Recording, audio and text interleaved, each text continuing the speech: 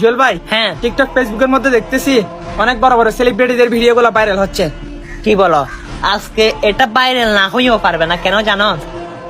আমার রসুল যেদিন মেরাজে গেল তখন চতুর্থ আসমানের মধ্যে গেল, তখন গিয়ে দেখতেছে ইদ্রিস নবী। তখন ইদ্রিস নবীকে জিজ্ঞাসা করতেছে, হে ইদ্রিস, তুমি তো জান্নাতের নাচ নিয়ামত খাইলে, জান্নাত দেখলে কেমন লাগলো?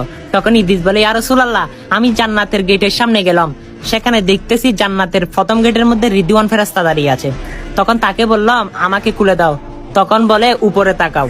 তখন ইদ্রিস নবী উপরে তাকিয়ে দেখে আখিরি নবীর উম্মত না আসা পর্যন্ত এই জান্নাতের দরজা কারোর জন্য খোলা হবে না। হ্যাঁ, সেই জান্নাতের দরজা যিনি খুলবেন তিনি হচ্ছে সবচাইতে বড় সেলিব্রিটি।